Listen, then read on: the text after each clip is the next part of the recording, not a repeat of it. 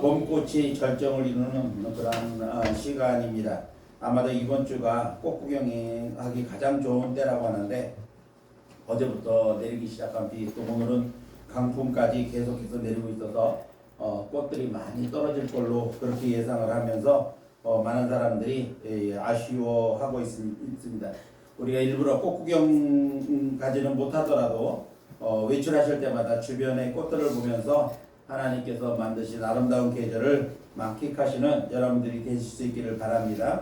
아울러 남부지방에서는 산불로 인해서 많은 사람들이 피해를 입고 또 삶의 터전을 화마에게 잃어버려서 잿더미 속에 앉아 절망 가운데 있는 사람들이 있습니다.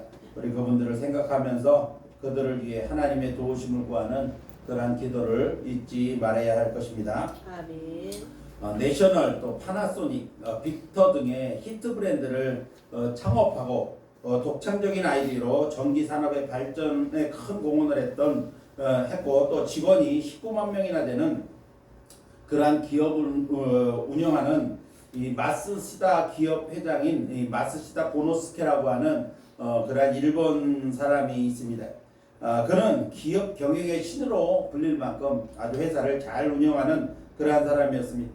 어느 날 기자 한 사람이 이 회장에게 이렇게 질문을 했습니다. 큰 성공을, 기업을 이루고 크게 성공할 수 있는 비결이 무엇이냐라고 하는 질문을 했습니다. 그랬더니 마쓰시다 회장은 이렇게 대답을 합니다. 나는 하늘로부터 세 가지 큰 은혜를 받았습니다. 그것은 바로 내가 가난한 사람으로 태어났다는 것, 허약한 사람으로 태어났다는 것, 그리고 많이 배우지 못했다는 것입니다. 라고 대답을 했습니다. 이 대답을 들은 기자가 깜짝 놀라서 물었습니다. 아니 회장님, 그것은 은혜가 아니고 오히려 약점이고 성공의 방해물이 아닙니까? 라고 물었습니다. 그랬더니 마쓰시다 회장은 빙그레 웃으면서 하는 말이 나는 가난하게 태어났기 때문에 부지런히 일을 할 수가 있었습니다. 또한 건강하게 태어나지 못했기 때문에 건강하려고 열심히 운동하고 애를 썼습니다. 그래서 90세가 넘어도 건강하게 잘 살 수 있었습니다. 나는 초등학교 4학년을 중퇴했기 때문에 이 세상 모든 사람들을 스승으로 삼고 그들의 장점을 배우려고 노력했습니다. 이렇게 살 수 있는 모든 것들이 다 하나님의 은혜가 아니겠습니까? 라고 대답을 했습니다. 그러면서 이런 말을 덧붙입니다. 타고난 약점은 약점이 아니라 오히려 삶을 더 강하게 해주는 삶의 미천이랍니다. 이런 말을 남겼다고 합니다. 자, 이 세상에서 가난하고 몸도 약하고 많이 배우지 못한 사람들이 참으로 많습니다. 하지만 모든 사람들이 마쓰시다처럼 그것들을 하나님의 은혜로 여기고 감사하며 성공한 사람들이 그리 많지 않습니다. 많은 사람들은 자기의 신세를 한탄하며 때로는 부모를 원망하고 열악한 환경을 탓하면서 삶을 포기하고 허망하게 그렇게 또 불안하게 사는 사람들이 세상에는 참으로 많습니다.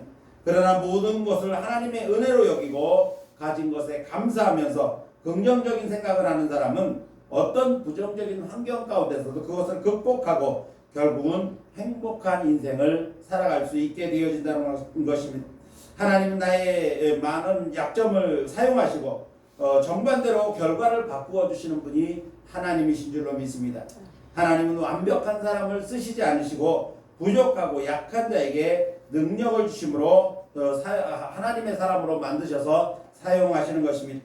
불같은 성질을 가졌던 모세를 지구상에서 가장 온유한 사람으로 만드셨고 자존감이 낮은 기드온을 하나님은 큰 용사로 삼으셔서 이스라엘을 구원하게 하셨습니다. 두려움이 많은 아브라함을 모든 믿는 자의 조상으로 삼아주셨고 충동적이고 의지가 약한 베드로를 하나님은 들어 사용하셔서 세상을 구하는 그러한 전도자로 그리고 반석으로 사용하셨던 것입니다. 우리의 약점이 하나님의 은혜로 덮일 때 가장 강한 강점이 되어지고 하나님의 축복으로의 사람으로 사용될 수 있다는 사실을 기억하고 모든 것을 합력하여 선을 이루게 하시는 하나님의 은혜에 감사하는 저와 여러분이 될 수 있기를 예수님의 이름으로 축원합니다. 아멘. 자, 오늘은 예수님의 부활을 기념하는 부활주일을 한 주간 앞둔 종려주일입니다. 종려주일이라고 하는 것은 십자가의 순환을 위해서 예수님께서 예루살렘에 공개적으로 또 공식적으로 입성하시는 날을 기념하는 날로 사순절의 마지막 주일이며 또한 이 주일을 고난주간이라고 그렇게 말을 합니다. 성경에서 종려나무는 아름다움이나 승리 등을 상징하는 그러한 나무로 기록되어져 있습니다. 고난주간 첫날이 종려주일로 불리는 것은 예수님께서 예루살렘에 입성하실 당시에 군중들이 메시아로 그리고 왕처럼 오시는 것을 환영하는 뜻으로 종려나무가지를 흔든 데서 유래하고 있다는 것을 여러분도 잘 아실 것입니다. 자, 오늘부터 시작되는 고난주간은 주님께서 우리를 위하여 모든 질고를 담당하시기 위하여 온갖 조롱과 고난을 당하시고 대속의 십자가를 지심으로 구속사역을 완성하신 것을 기념하고 기억하는 그러한 주간이 바로 고난주간입니다. 그러므로 고난주간을 맞는 저와 여러분은 물론 교회 차원에서 특별한 행사를 계획하고 진행하는 것이 제일 좋겠지만 형편이 여의치가 않기 때문에 자기 스스로가 자신의 여건과 형편에 맞게 또한 믿음의 분량에 따라서 개인적으로 정해서 주님의 고난을 기억하고 동참하는 결단을 하고 그렇게 한 주간을 보낸 다음에 부활절을 맞이하신다고 한다면 나를 위해 고난당하신 주님의 은혜와 부활의 기쁨과 감격이 크게 더해질 것이라고 믿습니다. 오늘 본문 말씀은 여러분도 잘 아시는 말씀이고 또 성경 사복음서에 모두 기록되어 있는 그러한 말씀의 내용입니다. 예수께서 예루살렘에 가까이 가셨을 때 감람산 근처에 벳박이라고 하는 마을에 도착을 하셨습니다. 그 마을에 도착하셨을 때 제자 둘을 불러서 맞은편 마을로 가면 매인 나귀와 나귀 새끼가 있는 것을 볼 텐데 그것을 끌어서 내게로 끌고 오라 이렇게 말씀을 하십니다. 누가 왜 끌고 가느냐고 묻거든 주가 쓰시겠다라고 말하면 보내줄 것이라고 말을 합니다. 자, 명령을 받은 두 제자가 주님의 말씀대로 가서 나귀와 나귀 새끼를 끌고 예수님께로 왔습니다. 나귀를 끌고 온 제자들은 자신들의 겉옷을 벗어서 나귀의 등 위에 깔아드리니까 예수님께서 그 위에 타시고 행진을 시작하십니다. 다른 제자들과 주변에 모였던 사람들이 예수님이 가시는 길에 자신의 옷을 벗어서 깔아드렸고 또 어떻게 소문을 듣고 모였는지는 모르겠지만 모여든 군중들이 옷을 벗어 깔아드리기도 했고 또 어떤 이들은 종려나무가지를 흔들면서 대대적으로 예수님을 환영을 하게 됩니다. 그들이 외친 환호성과 찬송의 내용을 보면 호산나 다윗의 자손이여 찬송하리로다 주의 이름으로 오시는 이요 가장 높은 곳에서 호산나 이렇게 외쳤습니다. 백성들의 외침을 들은 예루살렘 성에서는 큰 소동이 일어났고 다른 성경을 보면 유대교의 일부 지도자들은 그것을 시기해서 예수님을 비난하는 그러한 장면도 기록되어 있습니다. 자, 여기서 호산나라고 하는 뜻은 우리를 구하소서라고 하는 뜻입니다. 그래서 군중들의 외침과 찬송 소리를 종합해 본다고 하면 다윗의 자손이여 우리를 구하소서라고 하는 뜻으로 예루살렘에 입성하시는 예수님을 메시아로 인정하고 그리고 메시아이신 그 예수님께 구원을 기대했다라고 하는 것을 알 수가 있습니다. 모인 군중들은 그렇게 외침으로써 예수님이 메시아임을 인정했고 그리고 그 메시아이신 예수님께서 자신들을 구원해 줄 거라고 하는 기대를 가지고 있었다고 하는 것입니다. 그러나 그들이 가지고 있는 기대와 믿음은 예수님이 메시아로서 이 땅에 오신 목적과는 분명한 차이가 있었습니다. 온 인류의 죄와 저주와 그리고 죽음으로부터 구원하시려는 예수님이 오신 목적과 자신들의 정치적인 목적과 기대를 가졌던 예루살렘 군중들은 그 자신들의 기대가 충족되지 않자 며칠이 지났을 때 그들은 예수님을 배반하고 환영하던 그들의 외침이 예수님을 십자가에 못 박으라고 외치며 밀란을 일으키려고 하는 행위까지로 변질되어지는 그러한 모습을 보게 되어지는 것입니다. 이러한 이스라엘 백성들의 모습 속에서 그 당시의 군중들의 모습 속에서 참으로 나약하고 가벼운 그러면서도 죄성으로 가득 찬 인간의 모습을 우리가 여실히 볼 수가 있는 것입니다. 자, 본문에서 예수님께서 어린 나귀를 타시고 입성하실 것에 대해서 이미 구약의 선지자를 통하여 이 예언된 말씀을 이루려 하심이라고 말씀하고 있습니다. 이것은 구약에 이미 메시아가 오셔서 어린 나귀를 타시고 타실 것이라는 그 예언의 말씀이 있었다는 것입니다. 이 말씀은 스가랴 9장 9절 말씀입니다. 스가랴 9장 9절 말씀을 보면 시온에 따라 크게 기뻐할지어다 예루살렘에 따라 즐거이 부를지어다 보라 내 왕이 내게 임하나니 그는 공의로우시며 구원을 베푸시며 겸손하여서 나귀를 타시나니 나귀의 작은 것 곧 나귀 새끼니라라고 예언된 말씀입니다. 자, 어린 나귀를 타신 데에는 분명한 의미가 있다는 말씀입니다. 즉 말씀의 성취와 더불어서 또 다른 의미가 있다는 말씀입니다. 그래서 오늘은 예수께서 어린 나귀를 타심의 의미가 무엇인가에 대해서 함께 은혜를 나누려고 합니다. 나귀 새끼를 타신 예수님에 대한 의미는 크게 두 가지로 볼 수가 있습니다. 1차적인 의미가 있고 2차적인 의미가 있는데, 자, 1차적인 의미는 우리가 시간 관계상 이제 오후에 찬양 예배 시간에 말씀을 드리기로 하고, 이 시간에는 2차적인 의미의 세부적인 의미를 통해서 함께 은혜를 나누려고 합니다. 예수께서 십자가를 지심으로 이루신 대속의 은혜, 그리고 구원의 은총은 물론 어린 나귀를 타신 모습의 의미가 오늘날 성도들에게 어떤 교훈을 주고 있습니까? 오늘 말씀이 예수님께서 나귀를 타신 모습 속에서 예수님이 세상에 오신 목적과 성도들을 향하신 주님의 뜻을 깨닫는 귀한 시간들이 되시기를 예수님의 이름으로 축복을 드립니다. 아멘. 자, 그러면 나귀를 타신 예수님의 모습에서 우리는 무엇을, 어떤 의미를 깨달을 수 있을까요? 첫 번째로 예수님이 어린 나귀를 타신 것은 평화의 왕으로 오셨다고 하는 의미가 있다는 말씀입니다. 자, 어린 나귀를 타시고 예루살렘에 입성하시는 예수님은 평화의 왕으로 오신 메시아의 모습을 의미하고 있다는 것입니다. 예수님의 예루살렘 입성을 우리는 흔히 승리의 입성이다 이렇게 표현을 합니다. 그런데 예수님의 입성 장면을 보면 개선장군 같은 모습은 전혀 찾아볼 수가 없습니다. 특히 로마 시대를 배경으로 하는 영화를 보면 개선장군들의 화려하고 웅장한 모습, 그것을 장엄하게 연출하고 있는 것을 보게 됩니다. 여러분도 들어보셨겠습니다만 기독교 영화의 대표적인 영화를 배너라고 우리가 그렇게 말을 합니다. 이 배너를 보면 주인공인 유다 배너라고 하는 사람이 이 친구인, 어릴 때부터 함께 자라온 친구인 메살라라고 하는 친구가 배신을 해서 누명을 쓰고 체포되어 로마의 노예로 팔려가게 됩니다. 노예로 가게 됐는데, 노예로 가서 전쟁에 참가하게 됩니다. 이 전선에 노를 젓는 노예로 참가를 하게 되는데, 어쩌다 보니까 그 전선이 파괴가 됩니다. 근데 그 전선 안에는 그 전쟁을 전부 지휘하는 총사령관 장군이 타고 있었습니다. 근데 배가 침몰할 때 이 노예였던 이 배너가 그 장군을 구해냅니다.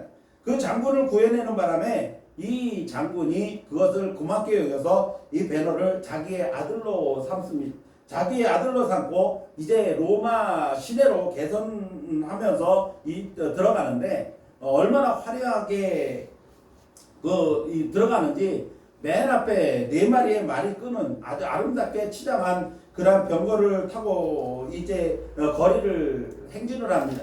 그런데 그 장군이 자기 아들로 삼은 이 유다 베너를 자기 옆자리에 함께 태워서 입성하는 그러한 장면을 보게 됩니다. 그리고 병사들이 도열을 하고 행진을 합니다.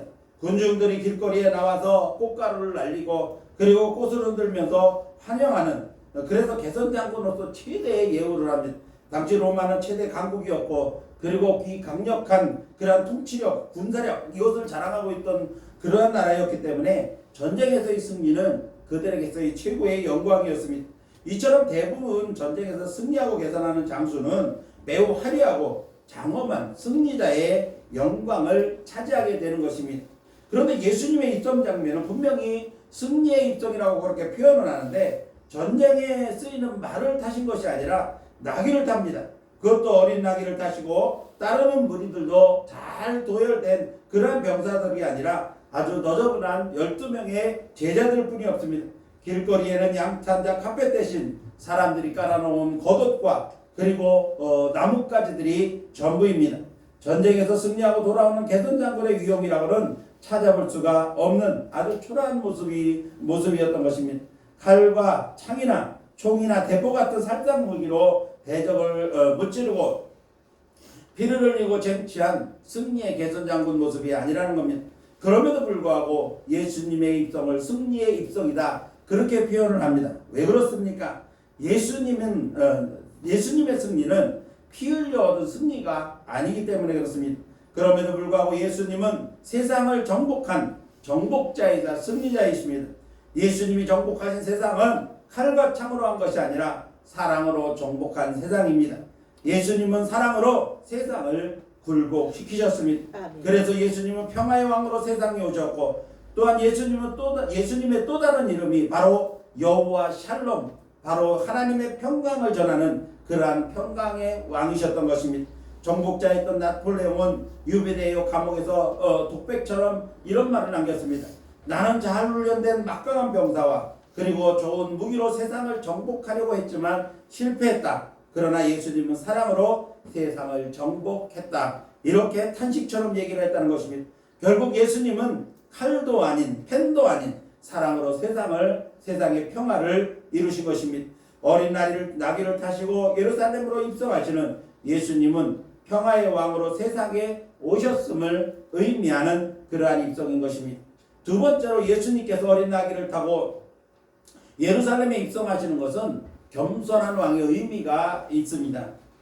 자, 개선장군의 행진은 가장 화려한 모습으로 개선을 합니다.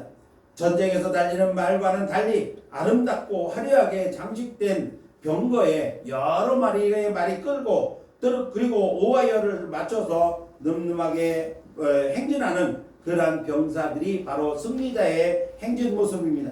그런데 이런 모습은 온데간데 없고 예수님의 입성 장면을 보면 오와이어는 고사하고 너저분하기 그지없는 12명의 제자들이 그 예수님의 뒤를 따르고 있습니다. 화려한 꽃가루가 날리고 형형색색의 환영한 꽃다발을 흔드는 군중 대신 나뭇가지를 흔드는 군중들의 모습이 전부인 것입니다. 무엇보다도 예수님의 모습은 전쟁에서 사용되는 그런 말을 타신 것이 아니라 힘이 세 보이는 숙련된 그리고 장성한 나귀를 타신 것이 아니라 어린 나귀 새끼를 타셨다는 것입니다. 아름답고 화려한 말 한 장 대신 제자들이 깔아준 겉옷이 전부였다는 것입니다. 한 번도 스스로 짐을 싣거나 사람을 태워본 적도 없는 어설픈 나귀 새끼를 타고 입성을 하시는 것입니다. 오늘 본문에서는 이 일에 대하여 시온의 딸에게 이르기를 내 왕이 내게 임하나니 그는 겸손하여 나귀 곧 몽에 매는 짐승의 새끼를 탔도다 하라, 이렇게 말씀하고 있습니다.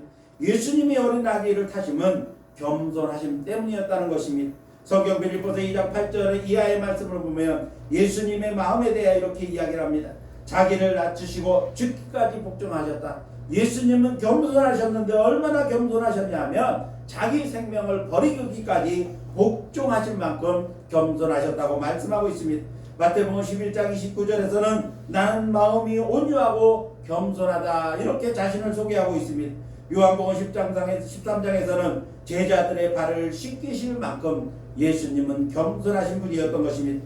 이처럼 예수님은 겸손의 본을 보여주셨고, 그리고 마지막으로 예루살렘에 입성하시면서 어린 나귀를 타심으로 겸손한 메시아의 모습을 또 한번 나타내 보이셨습니다. 따라서 어린 나귀를 타시고 예루살렘에 입성하시는 예수님은 겸손한 그리스도의 모습을 나타내고 있는 것입니다. 마지막 세 번째로 예수님께서 어린 나귀를 타고 예루살렘에 입성하시는 장면에는 어떤 의미가 있는가 하면 순결의 왕이라고 하는 순결한 왕의 의미를 담고 있는 것입니다. 본문에 또 하나의 특별한 의미가 있는 것은 바로 어린 나귀입니다. 본문에는 없지만 같은 내용을 기록하고 있는 마가복음 11장 1절에서 11절 말씀이나 누가복음 19장 28절에서 38절의 말씀을 보면 어린 나귀에 대해 설명하기를 아직 아무도 타보지 않은 나귀 새끼라, 이렇게 표현하고 있습니다. 아직 아무도 타보지 않았고 짐도 한번 실어본 일이 없는 나귀다, 그렇게 설명을 하고 있는 겁니다. 어린 나귀는 한 번도 사람을 태워본 일이 없습니다. 짐을 실어본 일도 없습니다. 그저 엄마 옆에서 어미 나귀 옆에서 그저 천진난만하게 뛰어놀던 그러한 나귀 새끼였습니다. 이는 세속에 물들지 않는 상태를 일컫는 말로 순결한 왕이신 예수 그리스도를 의미하는 그러한 표현인 것입니다. 순결한 왕 예수 그리스도는, 그 그리스도라고 하는 말은 곧 예수 그리스도의 성결함과 죄 없으심을 의미하는 것입니다. 히브리서 4장 15절 말씀을 보니까 우리에게 있는 대제사장은 우리의 연약함을 동정하지 못하실 이가 아니요 모든 일에 우리와 똑같이 시험을 받으신 이로되 죄는 없으시다, 이렇게 말씀하고 있습니다. 예수님은 우리와 똑같은 육신을 입고 세상에 오셨으므로 세상에서 우리가 겪는 모든 희노애락의 감정을 경험하셨고 사람들이 겪는 고통을 모두 겪으셨지만 인간처럼 죄가 있는 분이 아니라는 말씀인 것입니다. 그러므로 예수님은 도덕적으로나 영적으로나 흠이 없는 분으로 순결한 왕으로 세상에 오셨고 또한 그분의 생애는 순결한 왕으로서의 삶을 세상에 사셨던 것입니다. 그리고 이제 사역을 마무리해 가시는 마지막 예루살렘 성으로 들어가시면서 아직 한 번도 사람을 태워보거나 짐을 실어본 일이 없는 어린 나귀를 타셔서 순결한 왕신 예수 그리스도이심을 다시 한번 세상에 나타내 보이셨던 것입니다. 사람은 세상에 태어날 때부터 원죄를 품고 태어납니다. 그리고 그 죄성으로 인해서 세상을 살아가는 동안에 여러 가지 죄를 범하며 살아갑니다. 자신이 의식하지 않든 때로는 일부러든 아니든 간에 많은 죄를 범하며 살아가는 것이 인간의 모습입니다. 그래서 죄 없으신 중보자 예수님의 이름으로 날마다 자신의 삶을 돌아보며 회개하는 삶을 살아야 되는 것이 바로 인간들입니다. 그러나 어린 나귀를 타시고 예루살렘에 입성하시는 예수님은 순결의 왕으로서 이 땅에 오셨고 순결의 왕으로서 이 땅에 살아가신 그러한 모습을 우리에게 보여주는 그러한 의미가 있는 것입니다. 이제 말씀을 마치려고 합니다. 오늘은 예수님께서 공식적으로 메시아이심을 선포하시며 백성들의 화로 가운데 예루살렘 성으로 입성하시는 그러한 종료주일입니다. 어린 나귀를 타신 예수님의 행진이 오늘날 성도들에게 주시는 교훈이 무엇인가를 오늘 우리는 살펴보았습니다. 예수님께서 그동안 몇 차례 예루살렘을 다녀가셨습니다. 그런데 그때마다 가능하면 드러내지 아니하시고 조용히 다녀가셨지만 이번 방문에는 자신을 완전히 드러내시며 당당하게 예루살렘에 입성하셨습니다. 어린 나귀를 타신 예수님이 의미하는 교훈은 무엇입니까? 평화의 왕으로 오신 예수 그리스도를 의미하는 것입니다. 겸손의 왕으로 오신 예수 그리스도를 의미합니다. 순결의 왕으로 오신 예수 그리스도를 의미하는 것입니다. 오늘 종료주일을 맞이해 사랑하는 성도 여러분 모두가 어린 나귀를 타신 예수 그리스도의 모습이 주는 교훈을 우리가 깊이 묵상하면서 한 주간 고난 주간을 주님의 고난을 깊이 묵상하며 그 고난에 동참함으로써 우리가 맞이할 부활절을 기쁨으로 더 큰 감격으로 맞이할 수 있는 저와 여러분들이 되실 수 있기를 예수님의 이름으로 축원합니다. 기도하겠습니다.